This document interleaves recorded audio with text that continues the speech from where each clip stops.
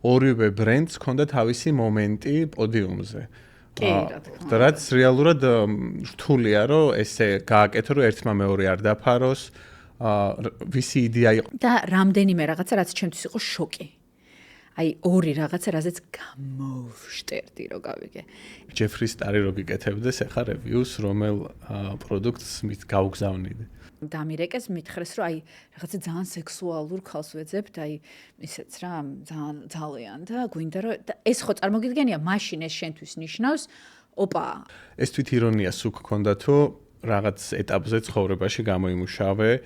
ეხლა ძალიან მაგარ პროდუქტს ვიმუშავებ, აი ძალიან მაგარ პროდუქტს. დედას ვიცავარ, რომ მქონდეს რაღაცა ზედმეტი თანხა, არ წავალ და არ ვიყიდი რაღაცა ძვირადღირებულ ტოპ დიზაინერს, იმის და მიხედავთ, შეიძლება დურბლი მეწელებოდეს ისე მინდოდეს, მაგრამ წავალ და ქართულს, აი ყოველთვის ყველაფერს რაღაცნაირად ქართულს ვცდილობ, რომ გაუწიო რეკომენდაციას. გამარჯობა მეგობრებო, ეს არის კვირა პოდკასტი და ჩვენი სტუმარია ნუკი კოშკელიშვილი.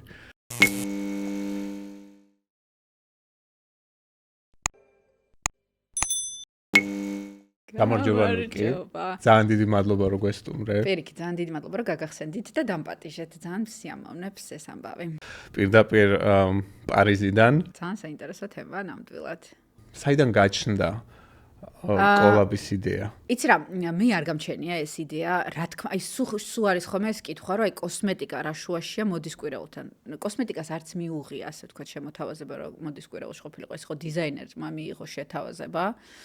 მათ მიიღეს ეს შემოთავაზება და უნდათ რომ განსხვავებული ყოფილიყო და რაღაცა კოლაბორაციის სურვილი ჰქონდათ და როცა შემომთავაზა თვითონ დიზაინერმა რომ მივიღოთ მონაწილეობა თუ გინდა რომ ჩემთან ერთად გავაკეთოთ, ეს უკვე ჩემთვის ძალიან საინტერესო იყო, იმიტომ რომ ასე უბრალოდ მაკიაჟი კეთდება და არაერთხელ გაკეთებულა ხო სხვადასხვა კვირაულებზე და ნუ ვიცით სულ რომ რაღაცა ბექსტეიჯში კეთდება, მაგრამ ეს არ წარმომედგინა საინტერესოდ, იმიტომ რომ როგორც ბრენდს არაფერს არ გვაძლევდა რა, გავაკეთოთ მაკიაჟი ძალიან ლამაზ გოგოებზე და მერე გამოვიდნენ ეს ძალიან ლამაზი გოგოები.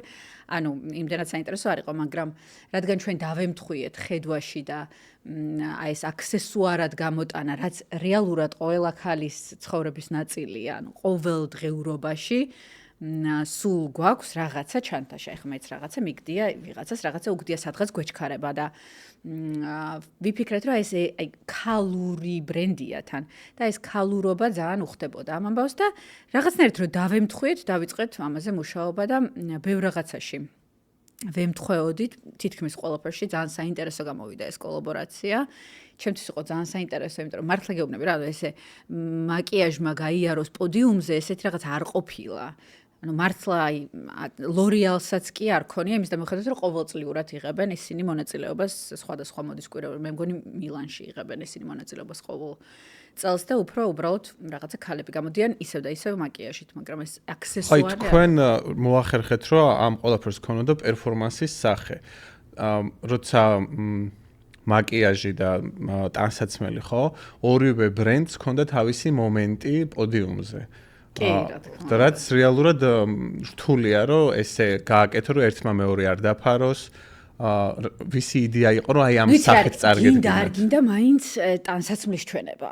ანუ მანდ ისინი არიან მთავარი გმირები. ნუ მე ესე ვხედავ, რომ მთავარი გმირი არის, რა თქმა უნდა, ტანსაცმელი და ჩვენ ისედაც ისეთი ბრენდი ვართ, ნუკი კოსმეტიკსი, ჩვენ არ ვპოზიციონირებთ როგორც high-end make-up-ი. ჩვენ ვართ აი ქალისთვის everyday არა მარტო everyday, არამედ უფრო რაღაცა სამოტივაციო ამბავიც ვართ და არ გვაქვს ეს პოზიციონირება, რომ შენ თუ გიგდია ნუკი კოსმეტიქსის რაღაცა, შენ კაი ტიპი ხარ. ხო არის ეგეთი ბრენდები, ხო, აი რაღაცა მარტო სახელის გამო რომ ყიდულობენ. ხო, აი რაღაცა შანელის ტუჩსაცხრე, მე 2 წამში გადადის, ძალიან ცუდად ჯდება, ვერაფრით ვერ ისმე, მაგრამ ნუ აი გიგდია, ჩვენ არ ვართ ეგ ბრენდი, ჩვენ ვართ ბრენდი, რომელიც გისვია კარგად ხარ და ამოღებაც არ გჭირდება, იმიტომ რომ არ მოგშორდება, იმიტომ რომ confidence გაქვს და იცოდე რომ შენს უკან ვართ და აი ეს ქალური მხარდაჭერაც ამაში იგრძნობოდა, იმიტომ რომ ორი ქალი ვართ და ორივეს რაღაცნაირად ეს გქონდა ბიძგად. ერთმანეთის ბრენდის მხარდაჭერა. მე ყოველ შემთხვევაში ყოველთვის მხარს უჭერ ხოლმე ქართველ დიზაინერებს, აი ჩემმა გამომწერებმა უნდა მეთქვა მომხმარებლებმაც გამომწერებმაც მეგობრებმაც ყველა მიციან რომ აი დედასფიცა ვარ რომ კონდეს რაღაცა ზედმეტი თანხა არ წავალ და არ ვიყიდი რაღაცა ძვირადღირებულ ტოპ დიზაინერს იმის და მიხედავთ შეიძლება დურბლი მეწელებოდეს ისე მინდოდეს მაგრამ წავალ და ქართულს აი ყოველთვის ყველაფერს რაღაცნაირად ქართულს ვცდილობ რომ გაუწიო რეკომენდაცია, იმიტომ რომ მგონია რომ მაინც რომ ვდებ რაღაცა შეიძლება ვიღაც რაღაც მოეწონოს, არავინ არასდროს არ იცის, სად შეიძლება გავარდეს ეს ამბავი და მინდა რომ რაღაცნაირად მხარში დაუდგე. თან შენ თვითონაც რაღაცებს კერავ, ხო როგორც ეგ ძალიან უხერხულად წამომცდა მე. ხალხო არ ვკერავ, ანუ მაქვს აი ესეთი იცი რომ მაქვს საკერავი მანქანა? მე ჩემ თავს ვაჩუქე დაბადების დღეზე საკერავი მანქანა, რომელიც ყუთშია, ვისაც უნდა შემიძლია ვაჩუქო. ანუ მთლიანად ყუთშია, არ გამიხსნია, იმიტომ რომ მეშინია. იმდენად მეშინია, რომ არ გამომივა. და არადა ვსწავლობდი მე კერვას ბავშვობაში. ჩვენ დავდიოდი ესეთ რაღაცა კურსი იყო პატარა ბავშვებისთვის, სადაც ერთი კვირა გასწავლიდნენ საჭმლის კეთებას, ოღონდ სასაცილო რაღაცების გაკეთებას. რა, კარტოფილი როგორ უნდა გაფრთხილდე და დაჭრა. და მეორე კვირას გასწავლიდნენ ქვედაბოლოს შეკერვას. აი ანუ მეტი არაფერი არ ვიცი. ქვედაბოლოს შეკერვა. ამითი დაიწყო და დამთავრდა. რომელიც ვერ ჩავაბარე. ძალიან ცუდად შევკერე ეს ქვედაბოლო, არც მე მეტეოდა, არც მანიკენს ეტეოდა, არავის დედამიწის ზურგს არ ეტეოდა, მაგრამ ხო ჩამჩარო ვიარე. ხო იცი ის რომ ესპანურზეც ვიარე, მაგრამ გარტყმარში არ ვარ ესპანურის, მაგრამ ნუ აი რაღაცები ხო არის რომ აი ვიარე და ნამეცადინები ვარ და გადავწყვიტე რომ დაბადების დღეს ვაჩუქე ჩემ დასამკერვალო მანქანა, იმიტომ რომ ხშირად აი რაღაცა შევდივარ მაღაზიაში, ვხედავ მომწონს მაგრამ რაღაცას მივაწეპებდი, აი აქ ცოტას შევამოკლებდი, აი აქ მოვაჭრიდი, აი რაღაცა ესეთი აზრები მომდის. ეს მანქანა გადავწყვიტე რომ დამეხმარებოდა რომ უკვე ხარისხიანად გამოსულიყო. მაინც ვერ ჩამოვიღე, ესე მიდევს, მე შემიძლია გაჩვენო როგორ კარადაზე მიდევს, შეფუთულია, არ გამიხსნია, მაგრამ ეს აი იცი როგორ ვკერავ რაღაცებს. დედას გეფიცები წვიმაში რომ მოხვდე ალბათ ჩამოვიშლებ. აი უკან მაქვს რაღაცა ოდნავ მიბლანდული, რაღაცა მაქვს მოჭრილი, რაღაცა პიჯაკი მაქვს იმასთან გადაპიჯაკებული და ამ კაბასთან მიკერილი. აი მიახლოებთ ესეთი ნამუშევრები მაქვს. აი ენერგიას რა გაძლევს? იმიტომ რომ აი ამ მდგომარეობაშიც კი ორსული 8 თვის ამდენ რაღაცას ახერხებ.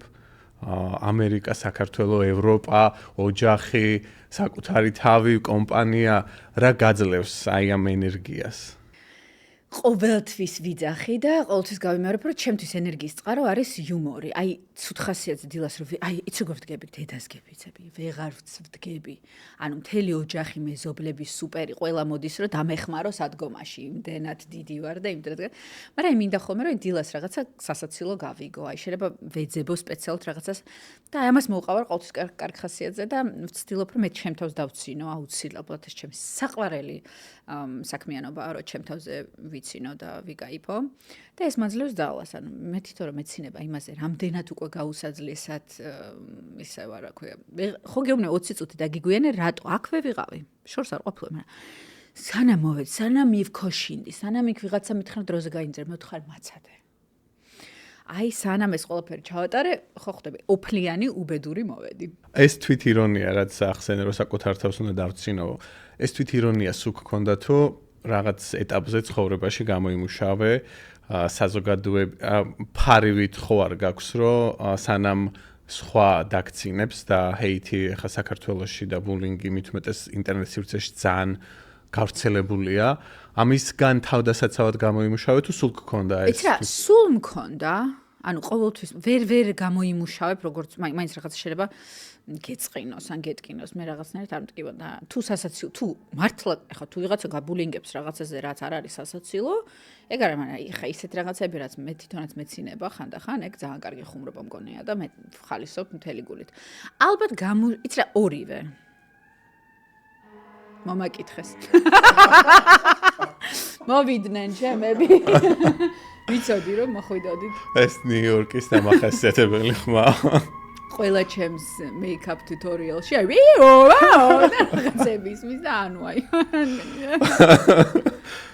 ხო იცი რა იცი, ეს მოგცემ სიმშვიდეს. დალიეთ ვიტამინები და გადადა. სახადრო პოლიციას ასწრაფო უკან ბექგრაუნდზე. ყველაფერი ვიღაცა კიდე რაებავს დედას გაგინებს და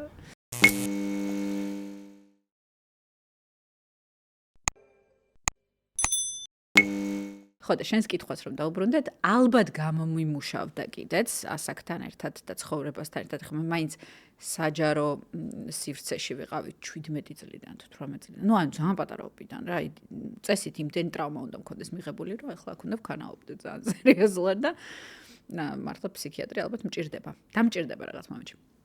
შეიძლება გამომიმუშავდა, მაგრამ მაინც მქონდა, იცი, ყოველთვის მიყვარდა ჩემ თავზე ხითხითი. ეს დღეს მოვიძიე ეს სიტყვა ქართულად, self-made-ის ქართული სიტყვა მინდოდა და თვითნაბადი. თვითნაბადი. ან რომელმაც საკუთარი თავი შექმენი. როდის მივხვდი, რომ გერჩივნა საკუთარი თავი შეგექმნა და საკუთარი თავისთვის გემუშავა, ვიდრე რაღაც მოსაბეზრებელი სამსახური გქონოდა. იცი რა, იმდენად პატარა ვიყავი, რომ დავიწყე მუშაობა ამ სფეროში, რომ არ მქონდა იმის დრო, რომ რაღაცა ბუღალტერობაზე გამეწია. აი, უბრალოდ ფიზიკურად ვერ მოვახერხებდი, იმიტომ რომ პირდაპირ ეთერში დილის გადაცემაში ვიყავი 18 წლის ასაკში.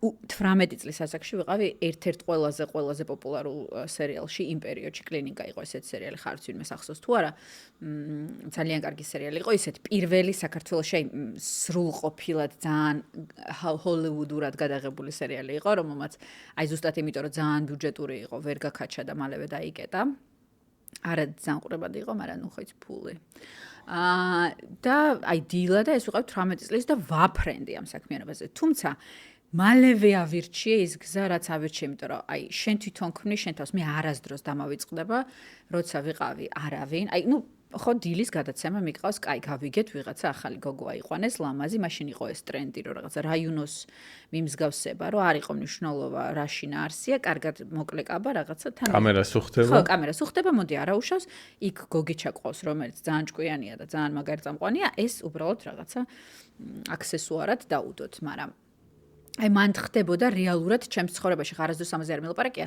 მან ხდებოდა გარდატეხა იმისი საით წავიდოდი რომ კარგად მახსოვს მაშინ შემოვიდა შემოთავაზება იყო გადაცემა რაღაცა სიმართლის დრო თუ რაღაცა და იყო ძალიან ისეთი სექსუალური განხრებით წასული კითხვები სკანდალური და აი რაღაცა ჩემზე ხარ სკანდალი უნდა ყოფილიყო 18 წლის ასაკში მაგრამ იქნებოდა ხო ხდება აი რაღაცა რაზომა გაქვს ხო ხდება აი რაღაცა ესეთი კითხვებს რო სვამენ თვითონ ისეთ რომ გინდა არ გინდა სკანდალური გამოდგა. ხო, აი ეგ პერიოდი იყო ზოგადად საქართველოში რა, აი სკანდალურობა ეს იყო. და აი ეგ იყო და კიდე მახსოვს იყო რაღაცა ფილმს იღებდნენ, არ მინდა რომ დავასახელო ფილმი, იმიტომ რომ რეჟისორთან ეხლა უკვე ძალიან მეგობრო, რომელშიც ასევე რომ დამირეკეს, მითხრეს რომ აი რაღაცა ძალიან სექსუალურ ქალს ვეძებთ, აი ისეც რა, ძალიან და გვინდა რომ ეს ხო წარმოგიდგენია, მაშინ ეს შენთვის ნიშნავს ოპა, აი ახლა ეს ამაზე უნდა დავთანხმდე, იმაზეც და ამაზეც ეს prime time გადაცემა, ანუ საუკეთესო დროს გადის ყველა უყურებს, მთელი საქართველო, ანუ ეს ნიშნავს, რომ ძალიან უფრო გამიცნობს, ახლა დილას ზოგი უყურებს, ზოგი არ უყურებს, ახლა SpongeBob-ის პერიოდია, ეგ დილას მე გოგიჩა და მე SpongeBob-ი. და ეს კიდე ფილმი, რომელიც მე პრემიერა ახალ წელს, ნუ წითელი ხალიჩით და მთელი ამბებით და აი მაშინ მოხდა გარდატეხა, როცა ორივეზე უარი ვთქვი. აუ როგორ განვიცადე ოღონდ რომ ვიცოდე მე თვითონ ეხლა ვფიქრობ რა ყოჭაღი ვარ რომ უარი ვთქვი მაგრამ მაშინ მე ვინერვიულე რომ უარი ვთქვი აი უბრალოდ რატო ვთქვი უარი არ ჯდებოდა ჩემს თავთან ანუ არ ვარ ეგ ტიპი და მივხვდი რომ ამ გზით რომ წავიდე აი ეს რაღაც აი მთელი ცხოვრება გექნება ეს იარლიყი მე მიკერებული ალბათ ხო ისედაც ხო მის საქართველოსდან მოსული ვარ ისედაც იარლიყი მქონდა რაღაცა მოდელის რაც არა ვარ და აი ამაზე ვმუშაობდი რომ რაღაცა სხვა მქონოდა. ან წარმოდგენა როცა იტყოდნენ ნუკი არ ყოფილიყო წარმოდგენა რომ ლამაზმანი. ან არ ყოფილიყო ეგ წარმოდგენა არასდროს არ ყოფილა. მაგრამ რაღაცა ესეთი ის არ მინდოდა რა. იმიტომ კი არა რომ ტეხავს. საერთოდ არ ტეხავს. იმიტომ არა რომ ქალზე აი ეს რაღაც არ უნდა იყოს წარმოდგენა რომ სექსუალური რა სისულელია. უბრალოდ მე არ ვარ ეგ. გესმის? აი მე არა ვარ ეგ, თორე ახლა რას ლაპარაკობ? არის მილიონნაირი სოფი ლორენი, რომელიც ზუსტადაც ეგ არის და გადასარევიც არის და ანჯელინა ჯოლი ზუსტადაც ეგ არის. აი რაღაცა სექსუალური ქალია, ხო? ან ეს იმიტომ არა რომ რაღაცა ეგ ნიშა ტეხავს. უბრალოდ მე არ ვარ ეგ. შენში არ იყო ეს. ჩემში არ იყო ეგ. ჩემში იყო უფრო რაღაცა სხვანაირად, ანუ უფრო დიდ ცხვირა და სასაცილო, ჩემთვის უფრო კომფორტულად ვარ. კომფორტის ზონა იყო ხო, შენთვის. აი, ცხვირა და რაღაცა სასაცილო კომფორტია და ლამაზი და სექსუალური ფეხებს რო სწორად დებს და რაღაცა რაკურსიც რო აქვს, ახლა დღეს ხომ მკითხეს, აი გიჩვენი აქეთა პროფილი, თუ იქნება 20 წელია ვარ და 100-ზე არა ვარ, რომელი პროფილი ჯობია, აქეთა ჯობია თუ იქ. ნიუ-იორკში თუ რაიმე ვისწავლე, ერთ-ერთი იყო, რომ აი სახლიდან რომ გამოვდივარ, არ მადარდებს რამაცვია. შეიძლება ცალ-ცალი წინ დამეცვას ფეხსაცმელი, აი მაღაზიაში მივდივარ, დაჯაჯული, შენ რო გხედა, აი ბავშვის გამოსაყვანად სკოლიდან, მერე მაღაზიაში ან პოსტაში რომ მიგაქვს ნუკი კოსმეტიქსის შეკვეთები, საღამოს კაბა შეიძლება გეცვას და იყოს შუადღის 2 საათი. ანუ ნახე არ გეზარება. არა, იმიტომ რომ მთელი ცხოვრება სახლიდან, აი სანამ გავდგავდი ფეხს, დედაჩემი და მამაჩემი შემხედენ და იტყვენ ხოლმე, ვაიმე, გეხოცებ. იქნებ აი ეს ფარშევანგი მაინც მოიხსნა, ან რაღაც. აი მივხვდი, საქართველოში სუმუდამ იყო, რომ სახლიდან რომ გავდიოდი, აი შენ რომ გადიოდი სახლიდან, ხო იყო რომ უნდა რაღაცა ჩავიწყინებული. არ ვიცი ვინ შემხვდება, არ ვიცი რა იქნება. ჩემთან იყო ყოველთვის რომ რა იცი ვინ შეხვდება, რა იცი სად მიდიხარ, აი ნუ ხარ ესე, იმიტომ რომ ეს არის ჩემი კომფორტის ზონა. ცოტა უნდა სადმე ბრჭყვიალებდეს, ცოტა სადღაც რაღაცა უნდა იყოს ისეთი. ხო, სულ არა. აი ახლა მაგალითად მე თუ მკითხო ძალიან casual ვარ ჩემთვის. კი. მივხვდი აი და ჩემთვის არაკომფორტულია ეს აჩაჩული, მე არ მიყვარს ეგრე. იმის და მე ვხედავთ რომ აბსოლუტურად აჩაჩული ვარ ცხოვრებაში. მაგრამ უნდა ბრჭყვინავდეს. მაგრამ სადღაც რაღაცა პატარა ფარშევანგი უნდა მედოს თავზე და ამიტომ ჩემთვის პირიქით მოხდა რა, ანუ კომფორტი ჩემი არის ის რომ აქ შეგიძლია მასე გახვიდე და მაინც არავის არ გაუკვირდება. აბსოლუტურად აქ ვარ შვენივრად და კომპლიმენტებსაც მეუბნებიან სხვათა შორის. დარწმუნებული ვარ. სუმოსწონთ. ან ვეცოდები ისე წყალი. ისე ცოტაი. რაც ნუკი კოსმეტიქსი შეიქმნა და შენი ვებსაიტი რაც ჩაეშვა, მომეხსნა საშობაო საჩუქრებზე, მეგობარ გოგონებზე ზრუნვა, იმიტომ რომ აი ეს შევდივარ კაკოსგან ჩამოვყვები, ზოგი არც ვიცი რა არის, ზოგი ვიცი ახ პომადას ვცნობ და ვიცი რაც არის, მაგრამ რო ვჩუქნი მე ამ ჩემ მეგობრებს, ყველა ძალიან ბედნიერი აღმოჩნდება, ხოლმე ეს მინდოდა და sold out-ი იყო ან რაღაცა და კაცებს რატო ჩაგრავ? არ ჩაგრავდი თავიდან სხვათა შორის. თავიდან მქონდა სუნამო, ერთ-ერთი პირველი სუნამო გავაკეთეთ მამაკაცის და მე მიგვეჩაგრა რაღაცნაირად ეს მამაკაცები. ხო, რაღაცა უნდა ამოვქაჩოთ ეგ ამბავი. ვჩაგრავთ ნამდვილად, ვაღიარებთ, კი. არ ვიცი რა ვთქვა, კი, დაჩაგრულები ყავს მამაკაცები. რაღაცას მოვიფიქრე, მაგრამ იცი რა, სახის მოვლის პროდუქტები რო გვაქვს მამაკაცები ძალიან ხშირად იყენებენ. ხმარობენ, კი. ერთი რამე ხარ, ანუ ხო, ალბათ კანის სტრუქტურა ქალის და მამაკაცის განსხვავდება და ასე შემდეგ, მაგრამ აი ეს კაცის ხაზით პოზიციონირება ბაზარზე რეალურად არის მაგ ხელა განსხვავება იმ ფორმულებში ასე შემდეგ. ერთხელ ვიყავი კონფერენციაზე, ერთ-ერთ აი ძალიან დიდ აი როგორ გითხრა, ღმერთებთან რა, აი ამ მეიკაპის ღმერთებთან, რომლებიც ესე არ გამოდიან ხოლმე, არიან სულ უკან და იქ მოვხვდი, ძალიან დიდხანს მინდოდა იქ მოხვედრა, რა თქმა უნდა, ტელეფონსაც არ შეგატანინებენ და რა იციან რომ ვიდლიკინებ ახლა და ყველაფერს მოყვები. და რამდენიმე რაღაცა რაც ჩემთვის იყო შოკი. აი ორი რაღაცა, რაზეც გამოვშტერდი რო გავიგე. ერთი იყო ის, რომ შენიცი რომ შანელი რო ამთავრებს თავის production-ს, აი წითელ ტუჩსაცხებს რაღაცებს რო ამთავრებს, არ ირეცხება ეს რაღაცა. ანუ წესით როგორ არის იცი, ქარხნებში რო შევდივართ ხოლმე, ვიღაცა რო დაამთავრებს, მე ის მთლიანად დეზინფექცია კეთდება, ახალი ისინი ემატება, ინგრედიენტები, რაღაცა შენი სტაფი შედის და იწყებს მუშაობას. შანელი არ რეცხავს ამას. და პირდაპირ შედის ბურჟუა და იგივე სასხავენ. ანუ ერთი და იგივე პროდუქტი ისხმევა შანელის შეფუთვაში, მერე ბურჟუაში, ბურჟუა ღირს 5-დან 8 დოლარამდე, შანელი ღირს 50-დან 80 დოლარამდე. ეს არის ერთი და იგივე სხვადასხვა შეფუთვაში და თურმე არიან ფლობელები ერთმანეთში. შვილობილი კომპანია. ოღონდ ხო იფიქრებ რომ დედაარღნიანი გარეცხე და რაღაცა იაფასიანი რაღაცა ხო არა. ერთი და იგივე ისხმევა, ეგ იყო ერთი ჩემთვის აი მე რა გავიგეთ, აი როგორი შოკი მქონდა, იცი, ანუ აი არასდროს წარმოუდგენელი იყო ეს. წარმოიდგინე შეფუთვის გამო არის სამხელა სხვაობა ფასში. ეს იყო ერთი და ნუ რა თქმა უნდა სახელის გამო. ეს იყო ერთი შოკი და მეორე როცა თვალის კრემზე მითხრეს, რომ თვალის კრემი არ არსებობს. ანუ ეს რაღაც როგორც თვალის კრემი არ არსებობს. ეს underlines რასაც ეძახიან. ხო, არ არსებობს ეგეთი რაღაცა. ეს არის ჩვეულებრივი კრემი პატარა შეფუთვაში, რომელსაც ეძახიან თვალის კრემს. და აი როგორ ვიყავით ანუ ერთი წუთი უნდა გადავამოწმო ChatGPT არა მატყუებენ რაღაც არა მართლაც თვალის კრემი როგორც ასე ჩვეულებრივი დამატენიანებელია უბრალოდ ქვია თვალის კრემი არის რაღაცა შემადგენლობით მაგრამ იმავე შემადგენლობით შეიძლება დიდ შეფუთვაში კონდეს ამავე ბრენდს ჩვეულებრივად მთელ სახეზე წასასმელი კრემი ანუ კი რა თქმა უნდა შემადგენლობა ხო არ არის იგივე რაც ფეხის კრემის თავისთავად მაგრამ ეს არის ჩვეულებრივი სახის კრემი უბრალოდ პატარა შეფუთვაში რომელსაც ეძახიან თვალის კრემს. ეხლა მუშაობ რაიმე ახალ პროდუქტზე? ეხლა ძალიან მაგარ პროდუქტზე მუშაობ, აი ძალიან მაგარ პროდუქტზე. როდის გადაშენი გადაცემა? შემდეგ 4 შაბათს. არ მექნება ჯერ შემდეგ 4 შაბათამდე მზად, მაგრამ ცოტა შემდეგ 4 შაბათს გავუშვა. ხარი. რაღაცა ყოველდღიური პროდუქტი, ყოველდღე რო იყენებ და აქამდე, ქალები ყოველ შემთხვევაში ვიყენებთ ხოლმე 10-ს, 5-ს. იმისთვის რომ მივიღოთ კარგი შედეგი და ეს იქნება ერთი რომელიც ჩაანაცვლებს ამ ყველაფერს. ჯეფრი სტარი რო გიკეთებდეს ახლა რევიუს რომელ პროდუქტს მით გავგზავნიდე. ანუ ისეთი პროდუქტი უნდა იყოს რომ ნაკლი ვერ უპოვოს, ხო?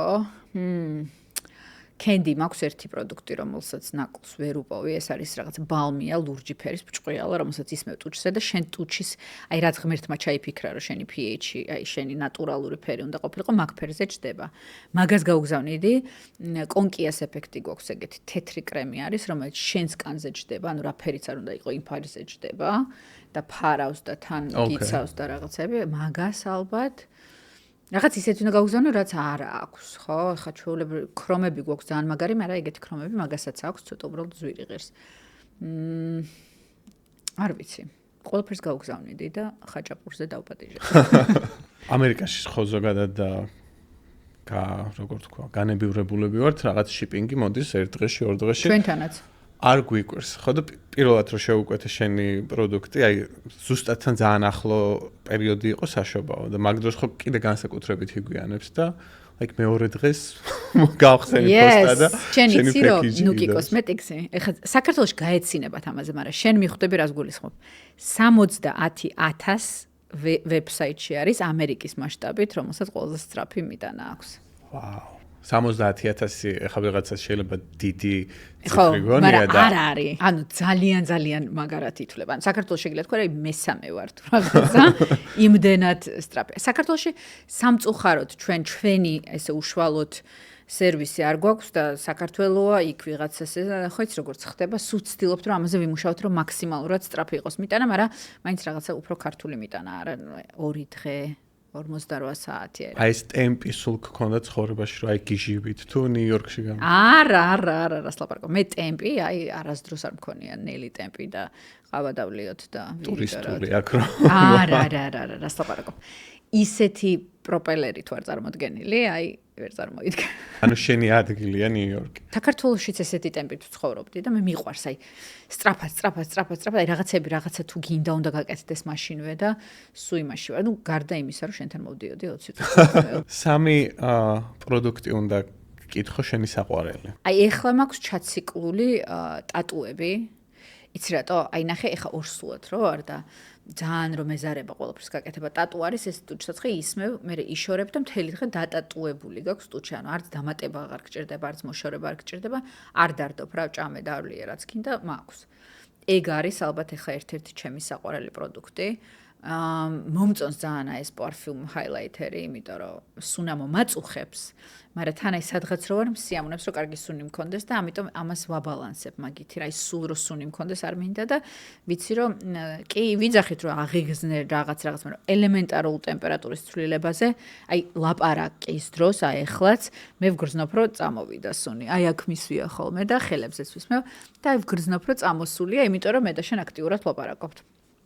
ეგ არის კიდევ ერთი და მესამე არის body fix-ი, ეს არის სხეულის კრემი, რომელსაც ვლოცულობ რომ სტრიები არ გამიჩნდეს, იმიტომ რომ მაქსიმალურად ეხა ორსულობის დროს ეგ მჭირდება. ორსულობის დროს უამრავ ქალს აწუხებს და იტანჯება ხოლმე იმ სუნებზე განსაკუთრებით. შენ როგორ ახერხებ ამ ყველაფერს? ეს არის ყველაზე რთული წელი ჩემს აი ნუკი კოსმეტიქსის კარიერაში, იმიტომ რომ ჩვენ ყოველთვის ვქმნით ახალ სუნამოს. აი ახლა არის პერიოდი, როცა ვიწყებთ ახალი სუნამოს შექმნას. და მე როგორ აღვიქვა ამ სუნს და კიდე ყველა დანარჩენი ძალიან განსხვავებული არის და მე ვარჩევ ამ სუნს. ამიტომ მეგობრებო, გაუძელით, არ ვიცი ეს ახალი სუნი რა იქნება. თვითონ ნუკი კოსმეტიქსი რამხელა გუნდია? არა ვართ დიდი გუნდი, იცი? ვართ 10 ფილიალის ორ-ორი გოგო. ყავს მენეჯერი, ყავს ჩვენი კურიერების ღმერთი ბიჭი, რომელიც აი ჩვენ კურიერებს ყველას საქართველოში. საქართველოში ყავს დირექტორი, აი რაღაცა ძალიან ცოტანი ვართ. დიზაინერი, Instagram-ი, Facebook-ი, იც როგორ აი ძალიან ოჯახში რო დაждები ყავაზე და ჭორაობაზე, აი მიახობთ აი მაგდენი ადამიანი ვართ რა. ყველაფერი ვიცით ერთმანეთის შესახებ, სუხაზზე ვართ 24 საათი. ანუ არ არის აი რაღაცა corporate ამბავი არ არის. უფრო მეგობრული და ოჯახურია. Nice. ესეთი რუბრიკა გვაქვს სამი რამ ქვია. სამი რამ. არაფერი არ გიკმეს ნუ გეშინია. არა, კაი, სამი რამ. სამი რამ, რაც ყველაზე მეტად არ გიყვარს ნიუ-იორკში. ვირთხები, ეს ერთი. ვირთხები, ხალხო, აი საქართველოში რა რაოდენობითაც არიან ძაღლები ქუჩაში, აი იმ რაოდენობით არიან ვირთხები. ორმაგად, ხო. ვირთხები, არ მიყვარს ის რომ ვერ ვრეცხავთ ტანსაცმელს სახლში. შენ ბოლოს როდის გარეცხე ტანსაცმელს სახლში? მე აპარტამენტში არ ვცხოვრობ და სახლი გაქვს კერძო. მაგის კომფორტი. აი, ყველა მეზიზღები, ვისაც თქვენ სამრეცხაო გაქვს სახლში. წამოდი დაგპატიჟებ, წამოიღე შენ. მოკლედ, ჯოჯოხეთი. მესამე? მესამე. ხაჭო. ხაჭო, აი ძალიან დავიტანე. ხაჭო არ არსებობს ნიუ-იორკში. მე ვიპოვე და არ ვაბაზრებ, მაგრამ ხაჭო არის მარილიანი. ანუ ხაჭო, რაც იყიდება ყველა მაღაზიაში, არის მარილიანი ან ტკბილი. ჩვეულებრივი ადამიანური ხაჭო უნდა ეძებოს სანთლით და ქვია no salt added, ანუ უნდა სპეციალურად ეძებო, რომ იყოს უმარილო და საზიზღრობაა მარილო. ხომ არა კონსისტენცია. ანუ ყველაფერი. ხაჭო არის კატასტროფა. თუ ამერიკაში აპირებთ გადმოსვლას და ხაჭო ძალიან გიყვართ, არქნათ ეგ. იყოლიეთ ძროხა. იყოლიეთ ძროხა, ხო. სამი რამ, რაც ყველაზე მეტად გენატრება ნიუ-იორკში. ნუ დედამამა მენატრება. იცი რა მენატრება? მწვადის სუნი მენატრება. საქართველოში რომ ჩადიხარ, აი აეროპორტიდან რომ გამოდიხარ, საერთოდ ესეა, რა ქვეყანაშიც არ უნდა მოგზაურობდე, აი რომ გამოდიხარ თვითფრინავიდან აეროპორტიდან, რასაც გრძნობ, აი ეს არის რაღაცა დამახასიათებელი ქვეყნის სუნი. რა თქმა უნდა. ამერიკაში დააკვირდი, როცა გამოდიხარ ყავას გრძნობ. აუცილებლად ყავის სუნი დგას, აი ქუჩაში სანამ ტაქსებს ელოდები. საქართველოში სიგარეტის და მწვადის. რაც პრინციპშია აღწერს ჩვენს რაღაცა, ანუ რა ხდება, ხინი და რაღაცა ამბავი არის. აი ეს მწვადის სიგარეტს არ მაგრამ მწვადის სუნი მენატრება ჰაერში. აუცილებლად სადღაც რომ ვიღაცა მწვადს წავს. ეს მენატრება, დედამამა დამენატრება და კიდე რა მენატრება. იცი რა, აი უშუალობა მენატრება. იცი რა მხრივ აქ როგორ ძალიანაც არ უნდა ეცადო, თუნდაც ქართულ კომუნაში რო ტრიალებდე, რომ აი ნახო ვიღაცები ყოველდღიურად ეს გამორიცხულია. საქართველოს შეიძლება არც გითხრას ვიღაცა მოგაკითხოს ყავაზე, წახვიდეთ ერთად, მოხვიდეთ ერთად, აი რაღაცა ყოველდღე ვიღაცა მოდიოდეს მიდიოდა. სამკვირიანი წინასწარი დაგეგმვის გარეშე. ხო, სამი რამ, რასაც დაამატებდი ნიუ-იორკს. საერთოდ მანქანა არ დავდგავს სტენკას, აი რაღაცა ეგეთი კითხვა. რას დავამატებდი ნიუ-იორკს? შენ რას დავამატებდი ნიუ-იორკს? თან სამი რამ, რასაც დავამატებს. კარგი საშაურმე, მანჰეტენზე გვინდა ეს დავამატოთ. კარგი ოღონდ რა, არა თურქული, ქართული. ეგ გვინდა. კიდე რა, სალონებს დავამატებდი უკეთეს, ეს სილამაზის სფერო მე მგონია რომ მაგრად მოიკოჭლებს. ბრუკლინში კარგია, სადაც აი რაღაცა პოსტსაბჭოთა ემიგრაცია, უკრაინელები, ქართველები ისინი უვლიან თავს სწორად და კარგად, მაგრამ იქ წასვლა ცოტა დიდი ხნის ამბავია, ამიტომ აქეთაც ცოტა მაგასაც დავამატებდი და კიდე რას დავამატებდი.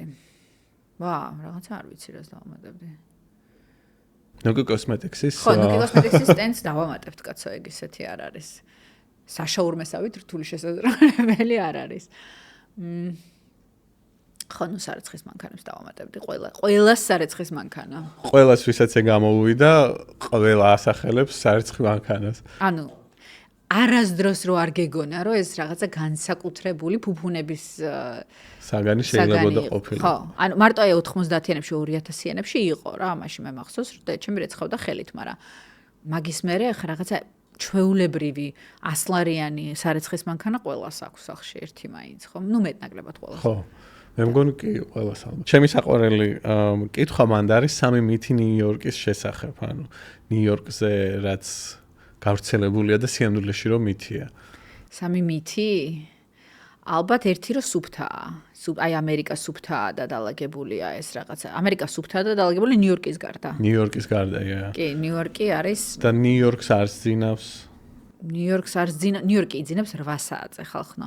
შეძლებული გამოსული ტიპები 8 საათზე, 9 საათზე იძინებენ. სხვა საკითხი რომ იღვიძებენ 4 საათზე და მიდიან სარბენად და სავარჯიშოდ. ამიტომ პრინციპში რა ძალიან ცოტას ძინავთ. არა, ძინავ. ცოტა კი ძინავთ, მაგრამ მალე იძინებენ. მალე იძინებენ. ხო, ეს რომ ნიუ-იორკს არ ძინავს, ესე ხო რა ქვია. და ის რომ დროს აფასებენ. იდეაში ხო აი დროფული ამათი მოგონილია და რაღაცა, მაგრამ შეუძლიათ საათობით იდგნენ ყავის რიგში. კი, მაგრამ გათვალისწინებული ხარჯია, ეს გათვალისწინებული დრო არის. ანუ ყავა ამათთვის არის რაღაცა, არ ვიცი, რელიგიის ნაწილი არა? და ისევ გემურად სვავენ ყავას, მე არ მესმის. სხვათა შორის, აი, ჩემი ქმარი სვავს ყავას, ანუ ყიდულობს ყავას და თან გარბის სადღაც, თან გზაში. ესე არ მინდა მე ამ ყავის დალი. მე მინდა რომ დავჯდე, დავისხა, ჩავრთო, გელაპარაკო, აბა მითხარ, აბა მოვურიოთ. აი ესე მინდა ყავა. გაციებამდე სვას. ხო, რა თქმა უნდა, თან საქმე, თან ყავა და ისინი არა, აი რაღაცნაირად ყალუპავენ და თან დარბიან და ეს უგემური დალევაა.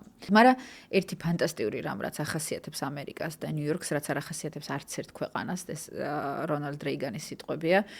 შენ რომ ჩახვიდე იაპონიაში, ისწავლო იაპონური, ყველაფერნაირად გახდე იაპონურის მცოდნე და სისხლცო, ხო, იაპონელი ვერ გახდები, შენ შეგიძლია ჩახვიდე საფრანგეთში და მაინც ფრანგი ვერ გახდები. ამერიკაში შეგიძლია ჩამხვიდე და გახდე ამერიკელი. ხო, აი ხალხი გახდი ამერიკელი.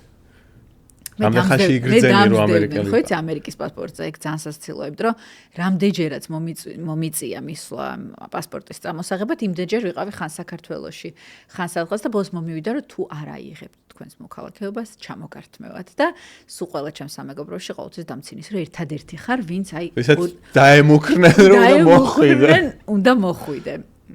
ამერიკელობისთვის, ანუ თლად ბოლომდე მაინც ამერიკელი ვერ ხარ შენი რაღაცა ის გაქვს ახლა მე მაინც ჩუსტი რო ტრიალდება ვიღაცა ავად ხდება ჩემ შემთხვევაში რა მიხდი ბოლომდე ამერიკელი ვერ ვარ მაგრამ სადღაც 7 წელი დამჭირდა იმისთვის რომ ეს უკვე გამეგო ამათი ენის რა თვალსაზრისით იცი აი ამათი ადათ-წესები რო გამეგო და არა მარტო გამეგო არამედ ახო ლოგიკურია ძალიან ლოგიკურია რასაც ესენი აკეთებენ ამისთვის სადღაც 7 წელი დამჭირდა ძალიან დიდი მადლობა ნუკი ძალიან დიდი მადლობა შენ